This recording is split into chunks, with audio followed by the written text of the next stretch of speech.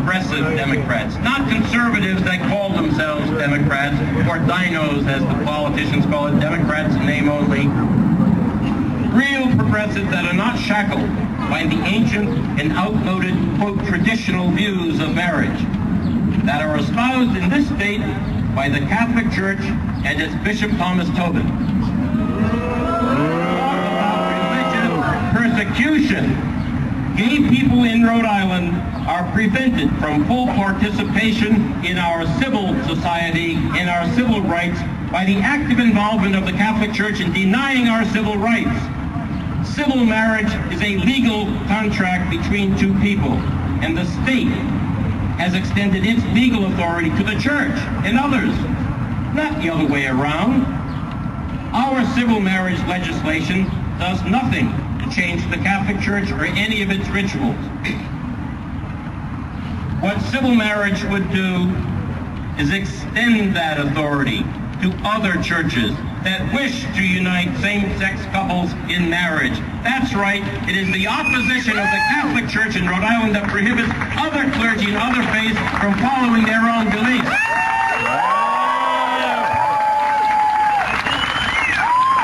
That is religious persecution on its face. And ironically, it happens every day right here in Rhode Island, the birthplace of religious freedom.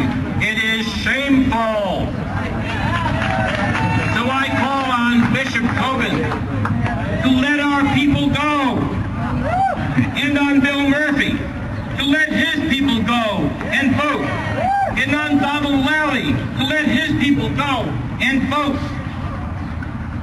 Now, I was told just last week to have patience.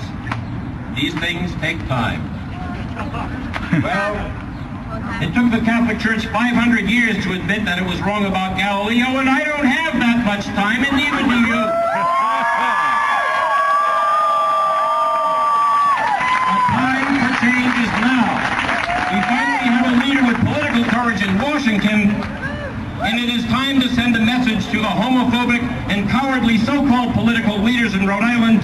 We're mad as hell, and we're not going to take it anymore.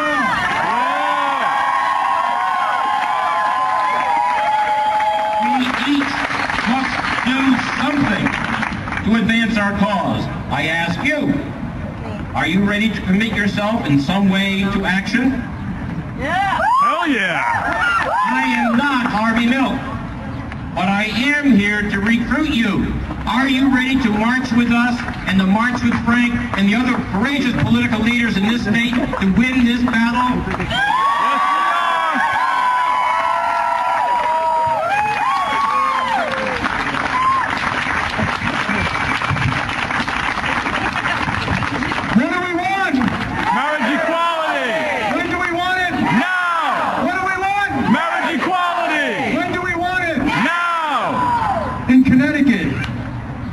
The judiciary said, the Supreme Court, interpreting our state constitutional provisions in accordance with the firmly established equal protection principles leads inevitably to the conclusion that gay persons are entitled to marry the otherwise qualified same-sex partner of their choice.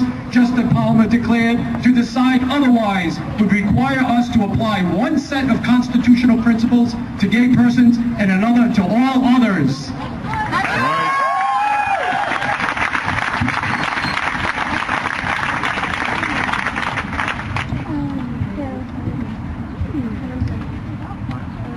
Maine, Representative Pat Flood, one of 7 Republicans who voted in favor of the bill to legalize same-sex marriage, explains his decision. Flood calls himself a moderate, somewhat independent Republican. He says he's neutral on same-sex marriage. It really wasn't a topic that I spent a lot of time thinking about. And frankly, like a lot of legislators, I almost would rather not have to deal with it. But the fact of the matter is that it comes up to us and we have to deal with it. He explains his decision and how he thinks will affect his state. To me, I guess it wasn't so much about my traditions or my values or opinions voiced by others. But the whole discussion on gay marriage is really about gay people who would like the freedom to get married. And the fact is, like it or not, they had to get permission from other people. like legislators and governors, before they can do that. And I think now that it's done, I think it expresses to all the country that Maine is the state that recognizes people's freedoms and encourages tolerance and a celebration of our differences, and I think that's a good thing.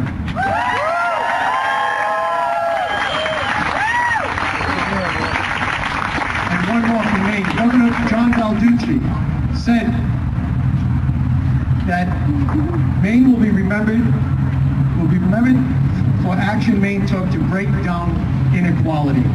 Balducci said he was fulfilling his constitutional duty in signing the bill.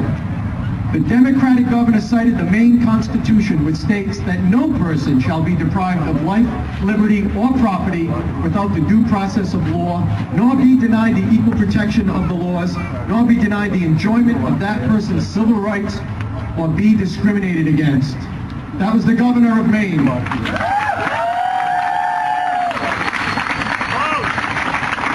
What do we want?